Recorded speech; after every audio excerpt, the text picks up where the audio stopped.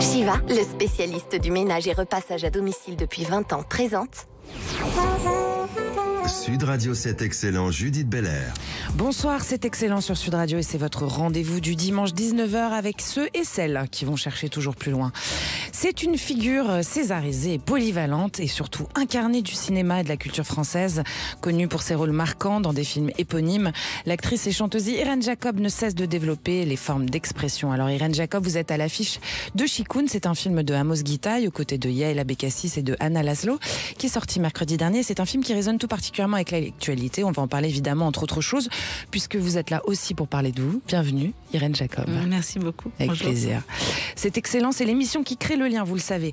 Elle est avocate pénaliste et membre de l'antenne des mineurs du barreau de Paris et son cabinet est un havre de soutien pour ceux qui traversent des périodes difficiles. Ce n'est qu'ainsi qu'elle le conçoit. Florence Roy, c'est une défenseuse ou défenseur passionnée et engagée qui n'hésite pas à prendre la parole haut et fort et à aller au fond des choses, surtout quand les droits des plus vulnérables sont en jeu. Alors Florence Roy, vous allez nous raconter tout cela évidemment et plus encore, bienvenue. Bienvenue chez vous, chers auditeurs, c'est excellent. Alors Irène Jacob, vous êtes à l'affiche de Chicoun, le dernier film de Amos Guitaï. On écoute. فكر بغيرك لا تنسى شعب الخيام. Moi, rien qu'à les voir, ça me bouleverse. Ça me fait quelque chose, là. Ça me serre le cœur. Quand tu rentres dans ta maison, pense aux autres, n'oublie pas que le peuple, le peuple des tentes, hein, c'est ça qu'on entend en hébreu. On vient d'entendre Chicoun, c'est un extrait du dernier film de la bande-annonce de Amos Guitaï avec vous, Irène Jacob, on est sur Sud Radio. Alors un petit pitch quand même, ce film est adapté de la pièce très connue d'Eugène Ionesco. Alors Amos Guitaï nous raconte l'émergence d'une forme de totalitarisme de l'intolérance en fait, hein, c'est ça ? À travers une série d'épisodes quotidiens en Israël dans un seul bâtiment, le Chicoun. C'est un groupe hybride de personnes d'origine et de langues différentes qui se finissent dont certains se transforment en rhinocéros en fait, pendant que d'autres résistent. Est-ce que le pitch vous convient, Irène Jacob ? Oui, bien sûr. Alors, c'est vrai qu'on a entendu les premiers mots d'une actrice palestinienne qui s'appelle Bahira Ablassi, et c'était le poème de Mahmoud Darwich, Quand tu rentres chez toi, pense aux autres. Alors, elle parle en arabe, mais c'est vrai que pour nous... Ça sonne hébreu. Voilà, pour nous, en France, on connaît pas toujours la différence entre l'arabe et l'hébreu. Et c'est vrai que c'est un film où on parle toutes les langues. Et c'est vrai que, bien que pour nous, ça paraisse être les mêmes parfois, elles ont pourtant leur culture bien différente. Mais ceci dit, quand on voit la planète de la vue d'une galaxie, on voit une terre bleue et on voit plus les frontières. Donc voilà, c'est un film sur les frontières, mais plutôt vivre ensemble. Chicoun, ça veut dire HLM, logements sociaux. Et dans cette même coursive, Amos Guitaï a voulu imaginer un plan séquence de cinéma qui commence pendant 30 minutes, où tant de vie, tant d'histoire, tant de culture se mélangent. Et pour moi, c'est la voix de Rhinocéros de Ionesco, effectivement. Alors, ce qui est intéressant, c'est que c'est comme ça qu'est la société israélienne. Hein. C'est toutes ces cultures, ces mélanges, ces différentes langues, ces différentes cultures qui arrivent finalement quand même à vivre ensemble, malgré les événements qu'on connaît actuellement. Au départ, ça fonctionne. C'est une terre où se croisent toutes les cultures. Alors ce film, il a été tourné avant l'attaque des terroristes du Hamas contre Israël. Donc Chicoun d'Amos Guitaï, il se voulait un pamphlet contre la politique aussi du gouvernement de Benjamin Netanyahou. Et c'est aussi le reflet des désaccords que cette politique crée au sein de la société israélienne avant ce pogrom du 7 octobre 2023. Alors forcément, ça influence la perception du public aujourd'hui. Est-ce que c'est le cas pour vous, Irène Jacob ? Oui, quand le film a été accepté à la Berlinale, évidemment, ce film a été tourné en janvier 2023 et, comme vous le dites, comme un geste de cinéma libre dans sa forme et dans son fond, en réponse à une pensée unique, tout d'un coup, à une droitisation du pouvoir. Et puis, qu'est-ce qu'il fallait faire ? Est-ce qu'il fallait dater ce film ? Est-ce qu'il fallait le sortir à ce moment-là ? Et puis, Amos s'est dit, mais non, mais chaque film doit être aussi une capsule de temps qui contient tous les autres. Et bien qu'il soit tourné en janvier 23, il contient déjà énormément d'inquiétudes. Et d'ailleurs, on peut dire que la réflexion d'Amos Guitaï sur ce sujet, elle date depuis 40 ans. Tous ces films parlent de la même chose, de se vivre ensemble. Et donc, c'est une pensée de longue haleine. Et Voilà, donc ce film, je pense, quand on l'a fait à cette époque-là, il y avait des manifestations tous les samedis déjà en Israël. De la gauche contre le gouvernement de Netanyahou. Oui, qui était très inquiet en fait de cette politique-là. Et c'est important d'entendre cette voix aussi aujourd'hui. Donc le film, en tout cas, c'est toutes les cultures. Il y a des gens de toutes les horizons qui se croisent dans cette même coursive. Alors justement, leur transformation de ces personnages en rhinocéros, on a envie de comprendre un peu en quoi c'est ça l'émergence de cette intolérance finalement dont vous nous parlez. Alors la pièce Rhinocéros de Ionesco, qui a été écrite en 1950, donc c'est vrai que c'était après le nazisme, mais enfin c'était déjà l'émergence aussi en Russie de beaucoup de totalitarisme qui faisait peur. Et donc c'est comme, en fait, c'est son théâtre. On peut dire absurde, même si c'était pas un mot qu'il aimait énormément, Ionesco. Mais c'est une société où tout d'un coup, il y en a un qui se transforme en rhinocéros. Bon, pourquoi pas? C'est un original. Puis 2, puis 3, puis 4. Ah, ça, alors, c'est une surprise. Mais est-ce qu'on doit s'en étonner? Est-ce qu'on doit s'en inquiéter? Pas tant que ça. Finalement, c'est quelque chose qu'on peut contourner facilement. Et puis tout d'un coup, ça se multiplie et ça s'impose. Et ça s'impose. On ne sait pas si c'est une blague. Est-ce qu'on fait ça pour rire? Est-ce qu'on n'a plus le droit de rigoler? Et tout d'un coup, voilà, cette société, chacun a le droit d'être comme il est, comme dit Ionesco, à condition qu'il ne détruise pas les autres.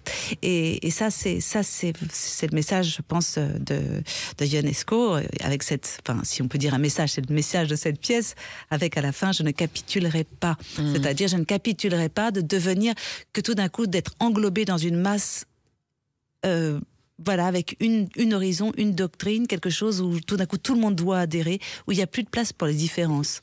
Alors celui qui capitule pas, c'est celui qui garde son libre arbitre en fait, qui n'écrase pas les autres, parce que c'est vrai que le rhinocéros c'est un animal énorme, c'est une métaphore de celui qui s'impose, qui casse, qui laisse pas la place aux autres, quoi. Oui, c'est vrai. Et quand Amos Gitaï m'a proposé de travailler sur Rhinocéros, c'est parce que beaucoup de journaux parlaient de cette pièce au moment justement de la réélection de Netanyahou à ce moment-là. Et il y a même un verbe en hébreu qui veut dire devenir rhinocéros. Alors il s'est plongé dans la pièce, il m'a dit est-ce que tu peux en choisir quelques extraits? Et je lui ai dit mais alors il faudrait d'autres acteurs qui parlent français. Je pensais jouer Daisy, qui est la femme de Rhinocéros.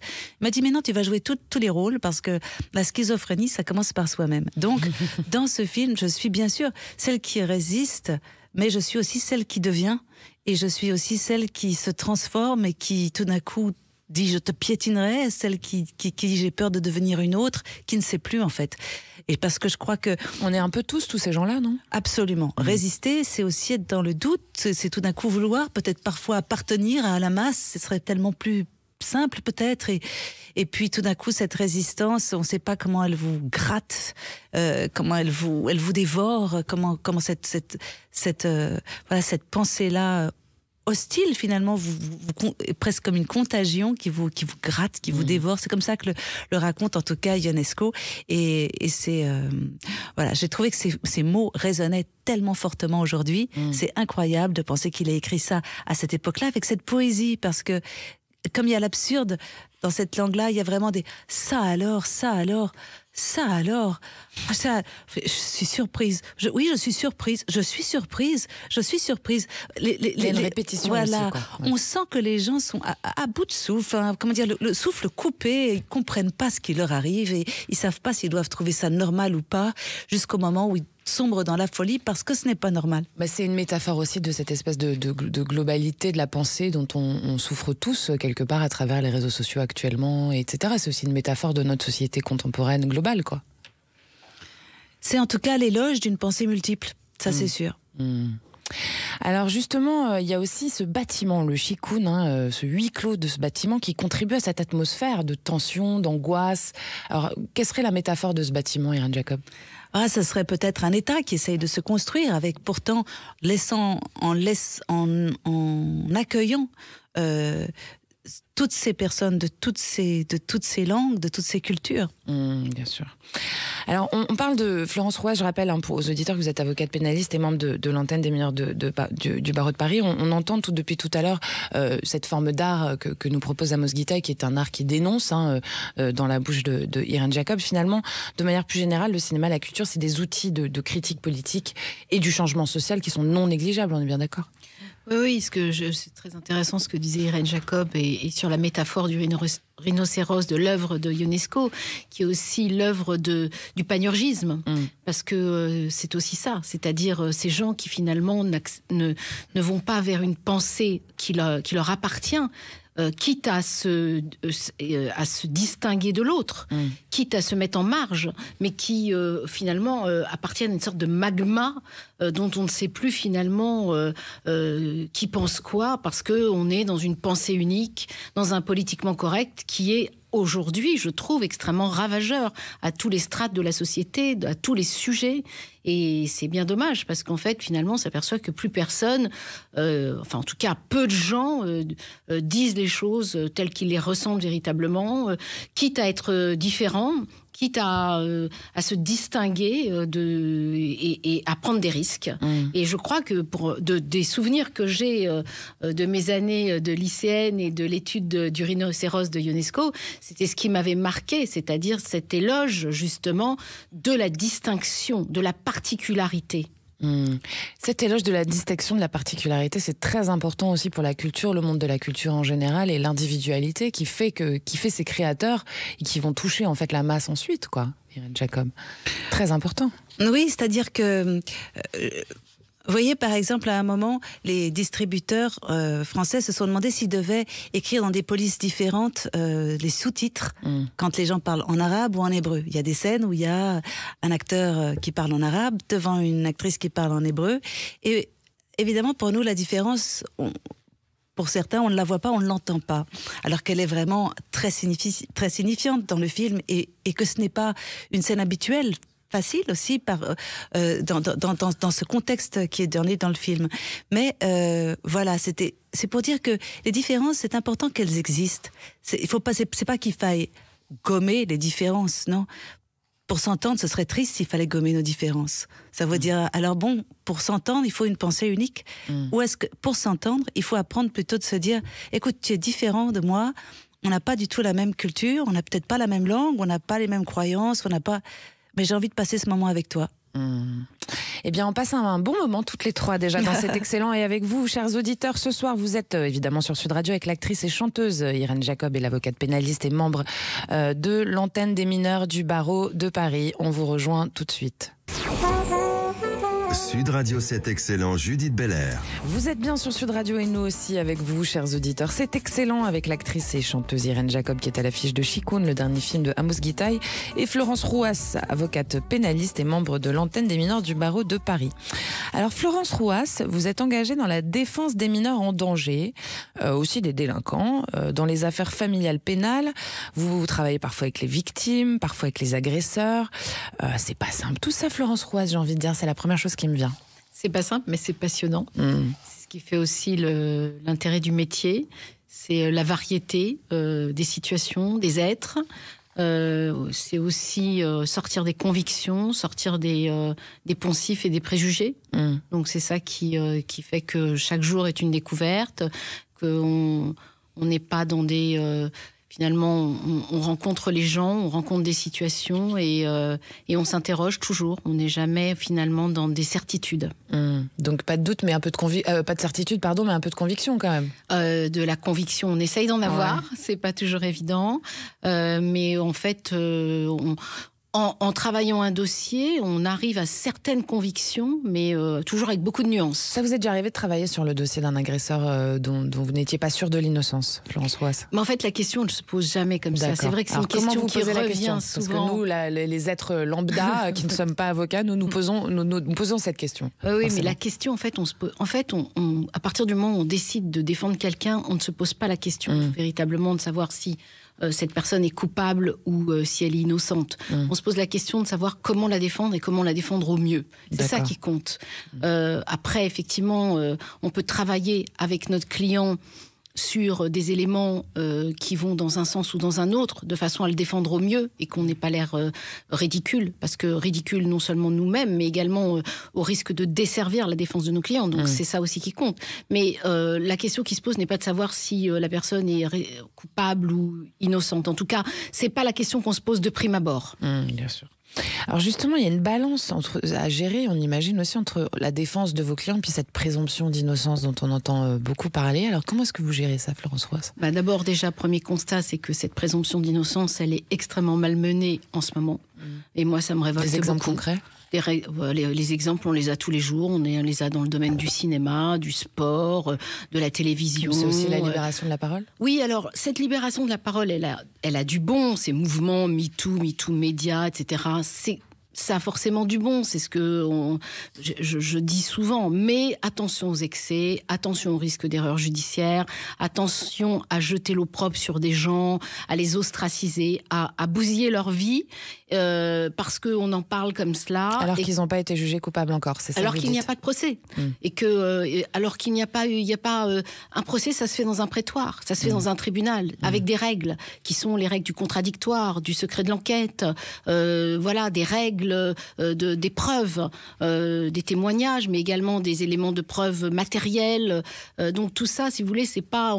Et puis rappeler toujours aux gens, quand j'entends sans arrêt les victimes, mais non, les gens il faut bien distinguer les plaignants des victimes. On est victime quand quand un tribunal, quand une juridiction a statué. Et qu'elle a considéré que vous avez le statut de victime parce que vous avez subi un préjudice. Que la justice française est à deux mesures et qu'elle ne statue pas toujours dans les temps impartis, etc. Et que c'est pas si simple que ça, quoi. Mais il y a plusieurs choses. D'abord, c'est vrai qu'il y a la lenteur de la justice, ça c'est une constante, mais elle a plusieurs raisons, cette lenteur. C'est vrai qu'il y a qu'il y a un tout petit pourcentage aussi, par exemple, des violeurs qui sont mis en prison. Non, mais ça c'est du pipeau. Ça c'est du n'importe quoi. Voilà. Je vais vous dire, il y a beaucoup de gens qui sont en détention. Il y a eu des chiffres qui sont sortis dernièrement. Il y a une très forte population carcérale dans des conditions qui sont pas toujours très dignes. On peut, c'est pas parce que quelqu'un est suspecté ou quelqu'un est considéré comme étant coupable parce qu'il a été condamné définitivement qu'il doit être détenu dans des conditions traité comme un animal. Voilà, maltraité. Déjà. Et ensuite, il faut arrêter les poncifs sur la justice est laxiste. C'est faux. La justice n'est pas laxiste. La justice est lente, certes, mais pour plusieurs raisons. Pour des raisons de budget, parce que c'est vrai qu'on manque un peu de personnel, mais également parce que il y a le temps de l'enquête. Et le temps de l'enquête est lente. Récolter des preuves, entendre des témoins, entendre des parties, ça met demander des expertises, ça met du temps. Et c'est ça aussi une enquête de police et puis aussi une enquête qui est menée par un juge d'instruction. Alors vous êtes engagé dans la défense des mineurs, justement on en parlait tout à l'heure. Justement votre vision de cette évolution du droit des mineurs et de la protection de l'enfance en France, elle est plutôt positive là, ça bouge bien dans le bon sens? Oui, d'abord déjà il y a eu en matière de répression, il y a le code de justice pénale des mineurs en 2021 qui a quand même pas mal réformé tout ce qui concerne la répression et qui est venu remplacer la vieille ordonnance de 45 où les textes se superposaient au point qu'on n'y comprenait plus rien. Et puis sur le plan de la protection de l'enfance, il y a quand même une bonne évolution. Voilà, alors il y a bien sûr toujours des loupés, mais ça, je veux dire, ce sera toujours le cas. Mais il y a quand même, les viseurs sont, voilà, il y a quand même beaucoup de précautions qui sont prises. On essaye, en tout cas toutes les institutions scolaires, médicales, sont alertées pour éventuellement faire des signalements, faire ce qu'on appelle des informations préoccupantes quand une situation, elle pose question et quand il y a un risque qu'un enfant soit en danger. Alors justement, par rapport à cette enfance en danger, on entend aussi beaucoup parler en ce moment du harcèlement scolaire. Ça, c'est un de vos pans actifs, justement, Florence Roas. Est-ce que vous constatez une multiplication des dossiers, vous? Oui. Ouais. Oui, mais parce que les gens en parlent plus. D'accord. En fait, selon vous, les chiffres, ils n'ont pas augmenté, c'est juste que les gens en parlent. Je pense qu'il y a là aussi une libération de la parole. Je pense que les gens n'ont plus, les parents et donc les enfants n'ont plus envie de se laisser faire. Alors, je ne suis pas encore sûre que les établissements scolaires, les institutions soient encore très réactives. Il y a encore beaucoup de loupés, beaucoup de mollesses, beaucoup de... Voilà. Mais on avance doucement, mais on avance. Oui. Florence Rouas, vous avez aussi, vous me le disiez hors antenne, des dossiers plus complexes, comme des mises en examen pour association de malfaiteurs ou carrément des affaires d'attentats terroristes ou d'attentats à venir, donc de potentiels terroristes. Comment un avocat il peut accepter et refuser un dossier pour plein de raisons comment est-ce que vous acceptez ou pas un dossier de terroriste, par exemple ? D'abord, en règle générale, quelle que soit la nature du dossier, on peut très bien refuser un dossier comme un client. Enfin, on a le choix du dossier. Aussi bien le client a le choix de l'avocat et l'avocat a le choix du client. Après, c'est une question qui est extrêmement complexe, à laquelle on peut être confronté pour des raisons, de conviction, pour des raisons personnelles, pour multiples raisons qui militent en faveur de l'acceptation d'un dossier ou du refus d'un dossier. Mais en revanche, à partir du moment où on accepte de prendre la défense de quelqu'un... Vous tissez un lien quand même aussi avec... Oui, non seulement on tisse un lien humain... Client. Ouais. Parce que ça, voilà. Mais à partir du moment où on accepte de prendre la défense de quelqu'un, eh bien, on doit y aller à fond. C'est-à-dire que... Alors, j'ai une question pour vous. Je rebondis là-dessus parce que je pense souvent à Monsieur Vergès, à Maître Vergès qui avait défendu Klaus Barbie. Quand on défend un homme comme Klaus Barbie, est-ce qu'on tisse un lien avec lui ? Probablement, parce que ça reste un être humain. Mais est-ce que ça pose pas un problème d'éthique à un moment donné ? Ça se pose pas. Alors après, moi, j'étais pas dans la tête de Jacques Vergès, ni dans la tête d'aucun de mes confrères qui ont défendu des gens qui étaient, entre guillemets, qualifiés de monstres. Mais ça reste des êtres humains. Alors après, est-ce qu'on défend l'homme ? Est-ce qu'on défend les actes qu'il a commis ? Est-ce que, de quelle manière on le défend ? Pourquoi on le défend ? Tout ça, c'est beaucoup de... Et si vous voulez... Qu'est-ce qu'on veut expliquer aussi ? Vergès avait une autre démarche quand il a défendu des gens comme Barbie. Voilà, c'était un peu particulier. C'est un exemple un peu différent, Vergès. Mais la défense de quelqu'un, elle part de plusieurs éléments. Elle est motivée par plusieurs éléments. Et c'est vrai qu'à partir du moment où on accepte la défense d'abord, il faut distinguer la défense d'un individu et la défense d'une cause, ce qui n'est pas la même chose. Mais à partir du moment où on défend quelqu'un, on doit y aller vraiment à fond parce que c'est ainsi. Irène Jacob, quand vous écoutez Florence Rouas, et quand moi je l'écoute parler aussi, on se rend compte qu'il y a quand même des parallèles assez particulier d'ailleurs entre votre métier d'actrice et celui d'avocate, parce que vous, justement, en termes de tissage, de complexité de regard sur la condition humaine, sur la compréhension des émotions, sur la recherche de la justice, etc., c'est des choses qui résonnent assez particulièrement chez vous, ça. Oui, puis surtout que en ce moment, depuis plusieurs années et décennies, beaucoup d'actrices et le cinéma prend beaucoup la parole aussi au nom de dire stop à tout abus. Alors c'est vrai que parfois il y a eu cette idée, oui, il faut laisser la loi faire, mais parfois la loi est lente, mais aussi les mentalités sont terriblement lentes. Et c'est vrai que on ne regarde plus les choses pareilles. C'est vrai qu'il y avait après tout, un abus sans conséquence, ou c'est un petit abus. Il y a quand même maintenant, on sent que la mentalité a évolué énormément, à se dire non, zéro abus. C'est non. Et c'est une protection et des enfants, et une protection du harcèlement en général. Et cette voie-là, c'est vrai que elle passe par des accusations, mais elle passe aussi par une envie de dire, il faut que nos regards changent, il faut qu'on change de lunettes, en fait. Et c'est vrai qu'on change de lunettes, parce que vraiment, on se rend compte aujourd'hui que, on se dit, mais attends, mais il y a des choses qui nous disent, après tout. Et voilà, on a envie de dire maintenant, voilà, on peut faire les choses dignement, on peut se respecter, on a besoin de ça, et certainement pour les enfants et nos générations à venir. On change de lunettes, Florence Rouas ? Ça sert à ça, la libération de la parole dont on parlait tout à l'heure. Justement, mais changer de lunettes, mais il ne faut pas se tromper de combat. Parce que j'entends que la parole se libère, qu'on ne se laisse plus faire, qu'on n'accepte plus, si vous voulez, des règles insidieuses dans certains milieux, notamment dans le milieu du cinéma, puisque j'imagine que vous faites notamment allusion à cela. C'est vrai dans tous les milieux. Et c'est vrai dans tous les milieux, mais notamment dans le milieu du cinéma qui fait beaucoup parler de lui en ce moment. Mais il est important aussi de conserver quand même des règles de protection, et notamment, j'insiste sur cette règle de la présomption d'innocence qui est fondamentale et qui, de toute façon, nous concerne tous, quelles que soient, les accusations qui sont portées. D'accord. Eh bien, c'est excellent ce soir sur Sud Radio, et on va continuer cet échange très intéressant dans pas longtemps. On vous revient avec l'actrice et chanteuse Irène Jacob et l'avocate pénaliste et membre de l'antenne des mineurs du barreau de Paris, Florence Rouas. Surtout restez là parce que nous, on est là.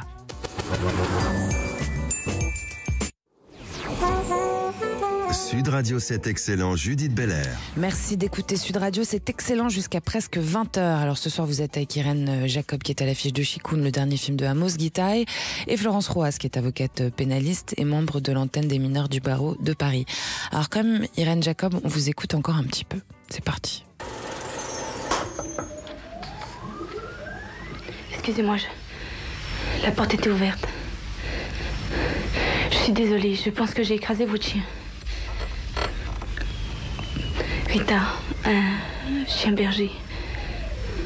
C'est possible. Elle a disparu hier. Des pots de vaisselle dans l'évier. Une bouteille de whisky. Des cendriers, plein de mégots. Il y a une guerre quelque part sur un journal. Il y a un numéro de téléphone entouré d'un stylo rouge. Il y a du courrier non lu. Il y a la nuit. Il y a des factures qu'il va falloir payer. Deux voix qui se mélangent. Vous entendez sur Sud Radio, eh bien vous avez entendu là, juste à l'instant, Kerenan et Irène Jacob dans Où es-tu ? C'est un spectacle qu'on a pu découvrir en 2021. Et puis Irène Jacob, on a aussi entendu un extrait de 3 couleurs, rouge, le film de Christophe Kieslowski. J'ai réussi à la descendre avec Jean-Louis Trintignant, 1994, pour lequel vous avez eu le César, notamment de la meilleure actrice, mais c'était pas la première fois que vous aviez un César. Alors, j'avais aussi envie de mettre un épisode de liaison, et puis bon, on a eu des petits problèmes techniques donc on l'a pas fait, mais ça aussi c'est très actuel, c'est un peu un des derniers projets dans lesquels on peut vous découvrir. La saison 1 de Liaison, c'est une série qui a été créée par Virginie Brac avec Vincent Cassel et Eva Green. Ça c'est vraiment 3 exemples que j'avais envie de raconter pour vous raconter aux auditeurs, puisque je pense que c'est aussi éclectique que vous l'êtes. Alors déjà, évidemment, pour 3 couleurs rouges, vous avez en 1995, alors attendez, oui c'est ça, le César de la meilleure actrice. Vous l'aviez reçu déjà en 1992 pour La double vie de Véronique. C'est avec le même réalisateur, hein, c'est ça ? Oui, c'est le même réalisateur. Ouais. Et alors en fait, c'est quand même deux films qui sont emblématiques, ces 2 films, 3 couleurs rouges et puis La double vie de Véronique, du cinéma français. Ça vous a rendu presque iconique. Comment est-ce que vous avez réussi à ingérer presque, en fait, j'ai envie de dire, ce succès assez jeune comme ça ? Je sais pas, en fait, je veux dire, c'est vrai que c'était beaucoup de lumière, et puis surtout... ça a été aussi la découverte d'un cinéma nouveau pour moi. Jamais j'avais imaginé pouvoir faire ce genre de cinéma, et je me suis sentie très privilégiée de travailler avec un réalisateur de talent comme ça, et je crois que sa façon de travailler avec prendre la caméra comme un microscope presque pour voir un peu cette vie intérieure et comment vivre, enfin comment on fait, comment on se sent, bon, c'est aussi la complexité, aussi la manière des émotions humaines et de la manière dont... En fait, c'est très précis, quoi. On a l'impression que c'est presque incisif. Hein, et ça vous plaît bien comme type de rôle, hein, Irène Jacob, quand même. Vous aimez bien les choses qui sont portées, quoi. Ah, j'aime ce qui a un regard, disons. Il y a des réalisateurs qui portent un regard qui, quand il est humain, ça me touche beaucoup.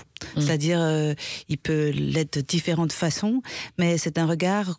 Justement, on regarde quelqu'un, on essaye de le comprendre, justement, et ouais, c'est vrai, et on se dit, on va le regarder avec humanité. Oui, et ça, je sens tout de suite quand je vois un film en tant que spectatrice, quel est le regard du réalisateur ou de la réalisatrice, et c'est ce regard-là qui m'emmène. Donc c'est vraiment ça qu'on cherche, en tout cas. Des choses qui vous touchent, quoi. Ouais, qui nous touchent. Alors ensuite, on peut aussi avoir envie de faire une comédie, on peut avoir envie de faire un film aussi qui plaira à nos enfants, ou à notre neveu, ou à notre voisine. Enfin, on peut penser comme ça. C'est pas parce qu'on aime la gravité qu'on n'aime pas la légèreté, c'est ça que vous dites, en fait. Ouais, ce que je veux dire, c'est qu'il y a différents plaisirs. Hein. C'est vrai que moi, j'aime aussi, je veux dire, j'ai un goût aussi pour différents... j'adore la comédie, j'adore aussi des films où on est à bout de souffle, haletant aussi. Donc je crois que ce qui est important, c'est la façon, vraiment la facture, quoi. Voilà. qui est-ce qui nous raconte cette histoire, comment il nous la raconte, et ça, c'est la beauté du geste. Alors, j'avais envie aussi de parler de Où es-tu, cette mise en scène avec Kerenan, hein, qui était une expérience en fait qui vous est venue pendant la pandémie Covid.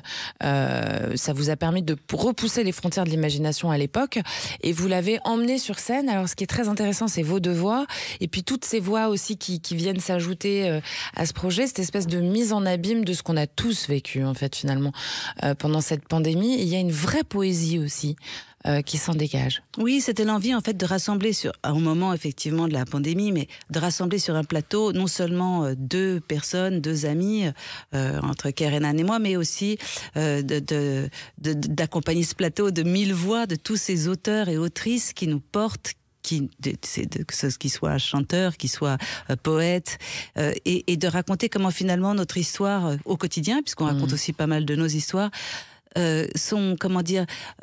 appellent ces chansons, appellent ces poèmes pour avoir des échos, pour avoir des histoires où on peut le prendre comme un diapason dans une journée.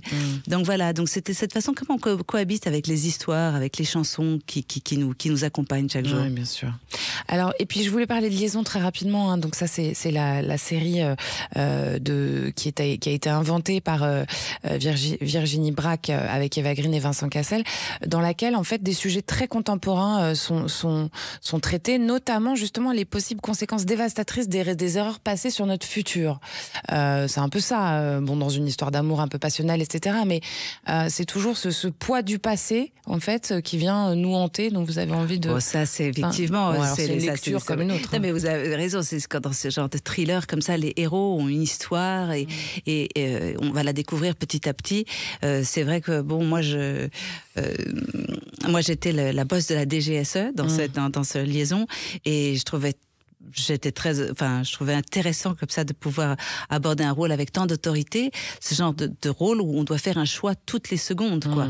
Et un choix décisif. Et c'est vrai qu'on est allé tourner même à Matignon à un moment, et je me suis dit j'ai toujours pensé que l'État, le gouvernement, c'était les parents, mais je dis mais non, moi je suis plus âgée que le président là. Je veux dire, ça pourrait être moi. Ça pourrait être moi qui suis là, qui prend des décisions chaque jour. Et je pense que c'est quelque chose qui doit être vertigineux au départ. Et puis ensuite, ça devient presque ce métier-là, de savoir trancher, de faire des décisions, d'être en prise avec le direct, mais j'espère avec aussi toujours une largesse d'esprit. Voilà.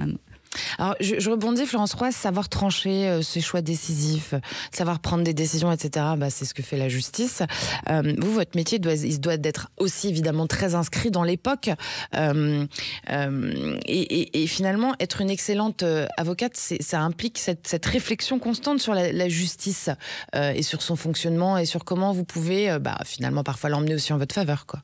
C'est vrai ce que vous dites, parce que en fait, la justice d'il y a 20 ans et la justice d'aujourd'hui, elle a quand même évolué, parce que le droit s'adapte à la société et non pas l'inverse. Et c'est vrai qu'aujourd'hui, les magistrats, quelle que soit leur génération d'ailleurs, sont confrontés à des histoires qui ont un lien aussi avec l'évolution sociétale. C'est-à-dire que c'est vrai qu'aujourd'hui, il y a des plaintes qui sont déposées qui n'auraient peut-être pas été déposées il y a 15-20 ans. Ouais. Par exemple, des viols conjugaux, vous voyez, typiquement. Ou du harcèlement. On parlait du harcèlement tout à l'heure. C'est vrai que, d'abord parce que le législateur a légiféré, qu'on a des lois, y compris par exemple sur le harcèlement scolaire. Il y a un délit spécifique qui n'existait pas il y a encore quelques années. Et de ce fait-là, si vous voulez, la justice est amenée à étudier et à statuer en tenant compte non seulement des nouvelles lois, mais également de tout un contexte. Et nous, dans notre façon d'amener les choses, par exemple, vous savez, ce fameux concept d'emprise qui est devenu un peu la tarte à la crème, quelquefois. C'est un concept qui n'était pas utilisé. Qu'est-ce que vous entendez par tarte à la crème ? Parce qu'il est utilisé à tire-larigot et parfois de façon un petit peu... il veut tout dire et rien dire. Alors qu'il y a eu des tentatives de définition, y compris par des psys. Je pense notamment à une définition de Marie-France Irigoyen, qui à une époque avait travaillé sur le harcèlement au travail, au tout début, il y a quelques années, et qui a défini, si vous voulez, justement ce concept d'emprise comme étant un décervelage. Mais aujourd'hui, si vous voulez, dans la parole de plaignante. On peut donner des exemples concrets. Hein. Quand on vous entendait Judith Godrèche dire qu'elle a été sous emprise, vous pensez que c'est de la tarte à la crème ? Je ne sais pas, parce qu'en fait, et c'est là on en revient à ce qu'on disait tout à l'heure, c'est-à-dire que je ne peux pas dire je suis d'accord ou je suis pas d'accord. Tant comme que ça n'a pas été juste, jugé, c'est ça ? Non, mais pas que ça. C'est que en fait, juste par des déclarations. Pour l'instant, on est dans le déclaratif.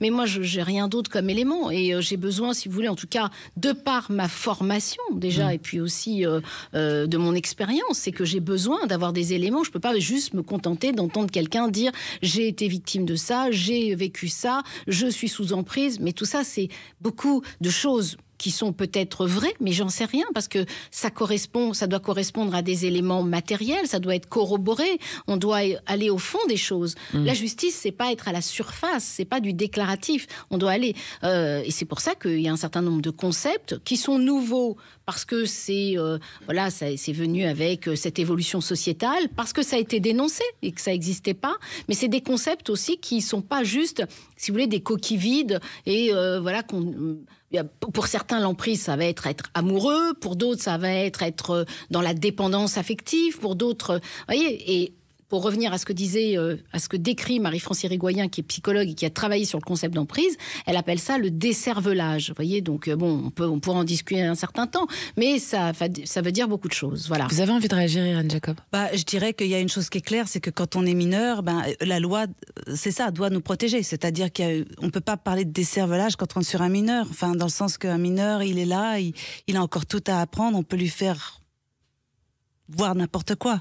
Et c'est ça, je pense qu'en tout cas, la parole, en tout cas de Judith Godrèche, a été très claire là-dessus, aussi de dire, voilà, qu'est-ce qu'on attend d'un mineur ? Et c'est aussi ces discussions-là qui sont sur les lois aussi. Quand est-ce qu'on est mineur ? Quand est-ce qu'on est prêt à pouvoir être dans le consentement ou pas ?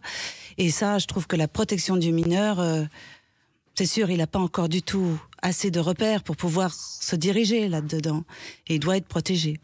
Alors aujourd'hui, la loi prévoit justement une présomption de non-consentement en dessous de 15 ans, effectivement. Donc la loi a évolué de ce point de vue-là, et il a été... Voilà.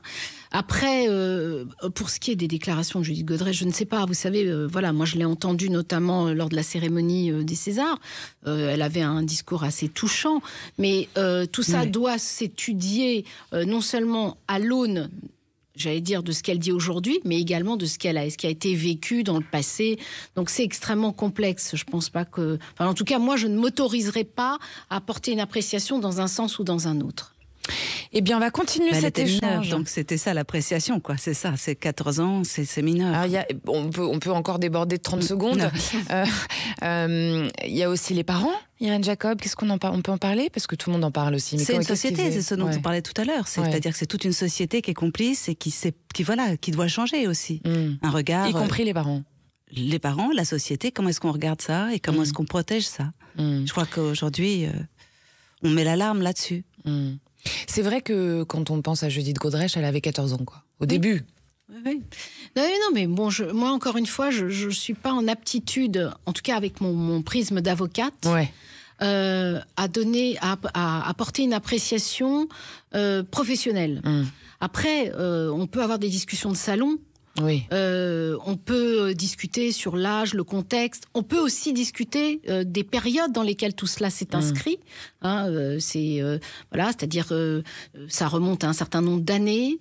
On se souvient d'un certain nombre d'émissions où c'est vrai que ça remet en cause beaucoup de choses. Le patriarcat, le paternalisme, le sexisme, tous ces concepts qui sont de toute façon sur la table et sur lesquels on doit discuter. Mais vous voyez, on peut pas juste prendre les choses ex nihilo. Ça peut pas être manichéen, quoi. C'est ça que vous dites, en fait. C'est pas que ça peut pas être manichéen, c'est que de toute façon, ça doit s'inscrire. On doit y penser sur un plan juridique et on doit y penser également sur un plan sociétal. Et avec tout ce que ça met en cause comme problématique, notamment effectivement les questions de sexisme, les questions de patriarcat, tout cela a beaucoup évolué. Et tant mieux, et tant mieux. Question des mineurs, surtout, c'est ça, les enfants, puisque c'est vrai que c'est... Oui, mais tout est un ensemble, c'est ce que je veux dire. Vous êtes d'accord, mesdames, hein, même si vous n'avez pas l'air comme ça, sur la protection des mineurs en tout cas. Vous êtes au bon endroit sur Sud Radio avec l'actrice, pardonnez-moi, j'en perds mes mots, et chanteuse Irène Jacob et l'avocate pénaliste et membre de l'antenne des mineurs du barreau de Paris, Florence Rouas. On revient tout de suite.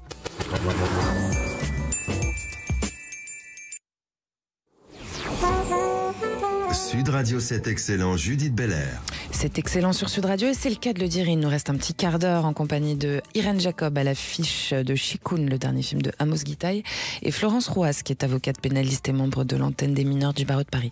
Alors Irène Jacob, vous êtes actrice et vous êtes aussi chanteuse. Alors j'avais envie de vous écouter un petit peu. C'est parti. Oublier, danser jusqu'à l'été, danser sans repos, danser. Irène Jacob nous enchante et chante. Vous êtes sur Sud Radio. Le titre, c'est La Cigale. C'est extrait de l'album En bas de chez moi qui est sorti en 2016, qui était réalisé par Jonathan Nociter. Alors, vous chantez bien, Irène Jacob. Ce qu'on voit dans votre manière de vous positionner en général, dans votre expression artistique, en fait, c'est qu'elle se doit d'être multiforme ou pas, quoi. Du tout. Ça, c'était l'envie de réaliser en fait deux disques avec mon frère, qui est guitariste et musicien, qui habite à New York. Et puis cette chanson dont vous avez entendu, c'était adapté de La Cigale et la Fourmi. Pour lui, c'est un thème qui est très... C'est votre discussion à tous les deux, on a l'impression, en fait. Il y en a un qui est cigale, un qui est fourmi ou pas? Lui, en tout cas, c'est plutôt lui la cigale, c'est ça? C'est sûr qu'il est. Non, mais c'est sûr que pour moi, ça a été dans mon enfance un grand soleil, quoi. En tout cas, mais je crois que il avait envie justement oui, en tout cas, pour un musicien de jazz vivant à New York, on leur dit souvent danser jusqu'au temps chaud, et puis voilà. C'est-à-dire que les musiciens, c'est pas facile du tout. La façon dont maintenant la musique est complètement gratuite, vivre de la musique aujourd'hui. Faire des concerts, quoi. Ouais, voilà, il faut... On leur dit danser jusqu'au temps chaud, tout se passera bien. Alors, quand on écoute justement cette expression multiforme chez Irène Jacob, on pense aussi, Florence, à la diversité, Florence Rouas, de vos expressions dans votre métier aussi, hein, puisque vous êtes sur différents types de secteurs, on l'a dit tout à l'heure. Est-ce que c'est pas ça aussi, finalement, ce qui vous touche dans votre métier, c'est la richesse de vos possibilités, de vos interventions, etc. Oui, tout à fait. C'est sûr que l'oralité est très importante. Mais c'est vrai qu'avant de passer à l'oralité, on doit concevoir, parce qu'on doit aussi réfléchir à la façon dont on amène les choses, dont on les expose, quelle est la stratégie, la façon dont parce qu'on est là pour convaincre, hein, faut pas l'oublier. C'est vrai. Et on a des objectifs, donc voilà. Et c'est pour ça que aussi on apprend beaucoup la nuance, à regarder derrière les apparences. On sait très bien que on fait très attention. Vous savez, c'est un métier où on apprend que les apparences sont trompeuses. Et que c'est pour ça qu'on peut pas se fier juste à du déclaratif, juste à des assertions. On écoute, on est attentif, on a des émotions aussi, hein, on n'est pas... Voilà. Mais on sait aussi que il faut se méfier de tout ce qui apparaît comme ça de prime abord, et qu'il faut, vous savez, c'est un peu comme dans votre métier de journaliste, c'est-à-dire que, vous savez, on prend l'oignon, là, on enlève les différentes couches et puis on arrive à la substantifique moelle. Il y a une différence notable, c'est qu'on ne peut pas donner son opinion, nous, hein. On n'est pas là pour ça. Oui, mais c'est vrai, mais d'une certaine manière, nous non plus d'ailleurs, on n'est pas là pour donner notre opinion. Non, mais vous portez une parole. Oui, mais on porte une parole qui n'est pas forcément notre opinion, c'est pas forcément nos convictions, ce qu'on porte. On porte la parole de quelqu'un qui nous donne cette charge, qui nous donne cet honneur aussi. Donc, on n'a pas à donner notre opinion, on a surtout à défendre quelqu'un et le défendre du mieux possible pour justement obtenir un résultat satisfaisant. Alors, il y a un autre lien entre vos deux métiers. Il y a l'importance du rôle de la liberté d'expression dans la culture en général et dans l'art, etc., etc. Et est-ce que selon vous, Irène Jacob, cette importance de cette liberté d'expression, elle peut être comparée à celle de la liberté de parole chez les avocats, qui est très importante aussi? Est-ce que vous pensez que c'est un lien, un pont qui est entendable? Alors le réalisateur avec qui justement je travaille là, Amos Guitaï, disait: je suis pas tellement pour les salades niçoises et je veux dire, à tout comparer. C'est vrai que je veux dire, on a la tentation de tout comparer, etc. Pas tout est comparable. En même temps, vous êtes dans l'émission qui crée le lien. Donc, oui, c'est vrai. Faut en trouver un, quand même, à un moment donné. Bon, d'accord. Le lien. En fait, on parle de liberté tout simplement d'expression ou de parole ou de liberté d'engagement, etc. C'est-à-dire que ça, c'est des choses qui sont très importantes dans la culture quand on s'engage. Quand on est avocat, on doit pouvoir aussi prendre la parole au titre de cette vérité qu'on a envie d'exprimer, quoi. Oui, c'est important. C'est sûr que si vous parlez de la censure, par exemple, oui, c'est sûr que. Parce qu'il y a on peut moins. Aujourd'hui, on est dans une période où on a une liberté de parole, mais on peut moins dire de choses aussi en même temps. Vous trouvez ? Ouais. Comme non, par exemple. Quand on exprime une opinion qui va contre l'opinion globale, c'est compliqué. D'accord. Effectivement, dans certains médias, c'est assez inquiétant d'ailleurs, puisque ça ne devrait pas être le cas. C'est sûr. On est dans une démocratie et justement, l'importance que les voix puissent, et dans la culture, dans les théâtres, moi je vois beaucoup de choses qui sont assez formidables. D'une certaine façon, par exemple, je ne sais pas, je voudrais juste comme ça, par exemple, prendre cette expérience-là, puisque c'est la dernière, mais quand j'ai joué House au Théâtre de la Colline, oui, où c'était Wajdi Mouhammad, libanais, qui invite Amos Guita, israélien, il y avait des Iraniens sur scène et des Palestiniens et Israéliens et Français, je veux dire, Russes. Enfin, ce sont des moments, je crois que les scènes de théâtre et des plateaux de cinéma doivent être encore des endroits où on puisse être ensemble, où on puisse être... On puisse être liés quand le reste du monde est divisé. Dialoguer, en tout cas, oui. Est-ce que vous avez été confronté, Florence Roas, à des situations où vous avez senti que cette liberté de parole dont on parle, elle a été contestée ou remise en question ? Ça vous est arrivé, ça ? Oui, justement, moi je trouve que aujourd'hui, pas dans les prétoires. Alors bien sûr, on doit dire les choses avec des formes, avec certaines formes, avec un certain formalisme aussi, un formalisme, une certaine forme, mais on a quand même une très grande liberté de parole en tant qu'avocat. Mais en revanche, pour répondre à ce que disait Madame, je trouve qu'aujourd'hui, il y a quand même un politiquement correct. Par exemple, cette façon de dire la parole s'est libérée sur la question des violences sexistes et sexuelles, c'est vrai. Mais attention à ce que cette parole, elle ne vienne pas une espèce de terreur. C'est-à-dire que, sous prétexte que la parole se libère, il n'y ait plus de place au contradictoire. Et moi, c'est ça qui m'inquiète un petit peu. On parlait tout à l'heure de la présomption d'innocence, c'est ça qui m'inquiète. C'est-à-dire que la parole se libère, que les gens, les femmes, les hommes osent dire des choses qu'ils n'osaient pas dire précédemment, parce qu'il y avait des tabous, parce qu'il y avait des non-dits, parce qu'il y avait des milieux où les choses ne se disaient pas, c'est très bien.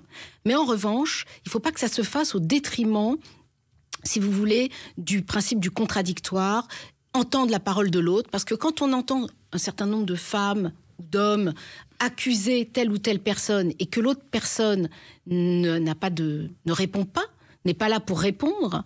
Je pense au cas de Pardieu, et pas que lui. Moi, ça me dérange, voyez-vous, ça me dérange. Voilà. On va poser une toute petite question rapide pour la fin de l'émission, pour changer et se donner un peu de légèreté avant de se quitter. Très rapidement, mesdames. Irène Jacob, que dirait l'enfant que vous êtes, l'adulte que vous êtes, pardonnez-moi, à l'enfant que vous étiez? Qu'est-ce que vous lui diriez à cet enfant que vous étiez quand vous étiez petite? Vous avez un conseil, quelque chose à lui dire? Je lui dirais, vas-y. D'accord, tout droit, quoi. Ouais, je crois, ouais. Je pense que... je crois que la confiance, c'est ce qu'on peut donner le plus à un enfant, en fait. Et cette confiance, c'est vrai qu'elle vient aussi avec beaucoup de protection. Mais c'est vrai que de pouvoir dire à quelqu'un, vas-y, j'ai confiance en toi, tu peux y aller, c'est une confiance qui nous est pas toujours donnée. En tant qu'adulte, en tant qu'enfant, mais en tout cas, voilà, un enfant, je crois que c'est la chose la plus qu'on peut lui donner, c'est un acteur aussi d'ailleurs, mais c'est la confiance, de lui donner confiance. Florence Roas, en quelques mots, qu'est-ce que vous lui diriez à cette petite fille que vous étiez? Je suis tout à fait d'accord avec ce que dit Irène Jacob, et moi je dirais, pour paraphraser le titre d'un film va, vit et devient. Ah voilà, on adore. C'était excellent, merci à toutes les deux d'être venues par ici, par les studios de Sud Radio. Merci à vous d'être là au rendez-vous tous les dimanches soirs à 19h. Irène Jacob, on vous retrouve au cinéma dans Chicoun, le dernier film de Amos Guitaï. C'est aux côtés d'Yael Abekassis et de Anna Laszlo. Et c'est en salle depuis mercredi dernier. Florence Rouas, je rappelle que vous êtes avocate pénaliste spécialisée. Pour ceux qui souhaitent vous demander votre expertise, vous avez un site, avocat-rouas Elbazis, donc ELBAZIS.com, hein, c'est bien ça. Merci à Thomas Clény qui réalise pour vous aujourd'hui, à Sud Radio ses équipes. Vous pouvez tout retrouver, chaîne YouTube de Sud Radio, vous le savez, sudradio.fr, les réseaux sociaux. À dimanche prochain, bisous les copains, les copines aussi. Sud Radio, c'est excellent, Judith Belair. Avec Shiva, le spécialiste du ménage et repassage à domicile depuis 20 ans.